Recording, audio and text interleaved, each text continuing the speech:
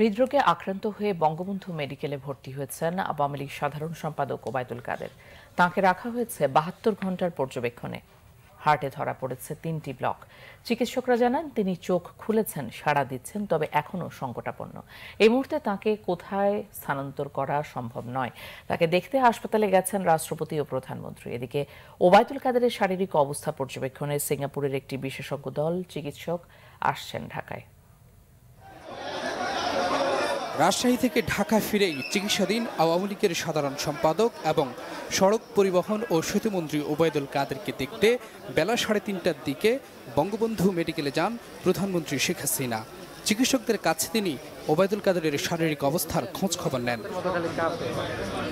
প্রধানমন্ত্রী শেখ হাসিনার পরপরই বঙ্গবন্ধু শেখ মুজিব মেডিকেল বিশ্ববিদ্যালয় হাসপাতালে ওবায়দুল কাদেরকে দেখতে যান রাষ্ট্রপতি মোহাম্মদ আব্দুল হামিদ। ওবায়দুল কাদেরের শারীরিক অবস্থা সম্পর্কে চিকিৎসকরা রাষ্ট্রপতিকে অবহিত করেন। এর আগে রবিবার সকালে নেম ভবনের বাসায় হঠাৎ অসুস্থ হয়ে পড়েন সড়ক পরিবহন ও সেতুমন্ত্রী ওবায়দুল কাদের। পরে তাকে ভর্তি করা হয় বঙ্গবন্ধু শেখ মুজিব মেডিকেল হাসপাতালে। দিনভর পরীক্ষা নিরীক্ষা শেষে চিকিৎসকরা জানান পর্যবেক্ষণে রাখা হয়েছে। পরিস্থিতি বুঝে উন্নত চিকিৎসার জন্য সিঙ্গাপুর নেওয়ার সিদ্ধান্ত নেওয়া হবে। ওদের যে টিম আসতেছে তারা যদি কোনো কমপ্লিকেশন হলে প্লেনে এয়ার অ্যাম্বুলেন্সে কমপ্লিকেশন হলে সেটা ফেস করার মতো বা ট্যাকেল করার মতো তাদের সে প্রযুক্তি বলেন, সে ম্যান পাওয়ার বলেন, সেই ধরনের এক্সপার্টাইজ বলেন, সেটা যদি থাকে তখন কেবল আমরা অ্যালাউ করব। অনেক ধরনের জটিলতা হয়, সেই জটিলতা থেকে মুক্ত থাকার জন্য আমাদেরকে নিরিবিলি চিকিৎসা সেবা দেওয়ার আমাদেরকে সুযোগ করে দিতে হবে। আর তাছাড়া অন্যান্য রোগীদেরও কিন্তু অসুবিধা অনেক, সব কিন্তু হার্টের পেশেন্ট। বঙ্গবন্ধু মেডিকেলের কার্ডিওলজির বিভাগের চেয়ারম্যান সৈয়দ আলী আহসান জানান ওবায়দুল কাদেরের কয়েকটি ব্লক ধরা পড়েছে। উনি এখন হেমোডাইনামিক্যালি স্টেবল আছেন, চোখ খুলছেন, কথা বলছেন, কিন্তু ক্রিটিক্যাল স্টেজই বলবো, এখন ক্রিটিক্যাল স্টেজই আছেন। উনি পা নাড়াচ্ছেন, নাড়ায় বলতেছেন কথাবার্তা।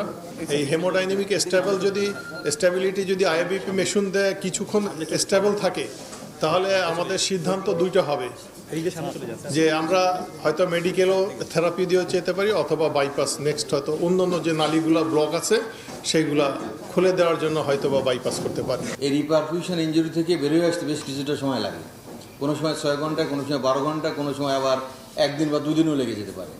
তো এখন উনি রিপারফিউশন ইনজুরির স্টেজে আসেন, বাট থিং ইজ দ্যাট সেই চোখ বন্ধ করার অবস্থা থেকে পিএম যখন ডাকলেন, ওই যে আমরা বলি ব্লিঙ্কিং, চোখটা একটু জাস্ট পাতানো উঠছেন, কারণ নোন ভয়েস যখন কানে যায় তখন মানুষ একটু রেসপন্স করে।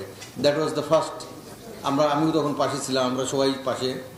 আর লাস্ট যখন প্রেসিডেন্ট সাহেব ডাকলেন, উনি মহামান্য প্রেসিডেন্ট ডাকার পরে উনি চোখ খুলে তাকালেন। আর এখন উইথ হাই সাপোর্ট এবং আইআইবিপিতে উনি আসেন, স্টেডিলি ইমপ্রুভ করছে। ওবায়দুল কাদেরের অসুস্থতার খবরে হাসপাতালে ছুটে যান নেতাকর্মীরা। দলের সাধারণ সম্পাদকের পরিস্থিতির তথ্য জানিয়েছেন আওয়ামী লীগের অন্য নেতারাও। উনি ভালো আছেন, কোনো ভিজিটর আমার দলের নেতাকর্মীরা অহেতুক যেন ওনার ওখানে যে ডিস্টার্ব না করেন, সেই জন্য দলের পক্ষ থেকে আমি সকলের কাছে অনুরোধ জানাচ্ছি। দলীয় নেতাকর্মীদের অযথা হাসপাতালে ভিড় না করার আহ্বান জানান আওয়ামী লীগের নীতি নির্ধারকরা। সেই সাথে ওবায়দুল কাদেরের শারীরিক সুস্থতায় দেশবাসীর কাছে দোয়া চেয়েছেন তারা। S M Foyez, Bangla Vision, Dhaka.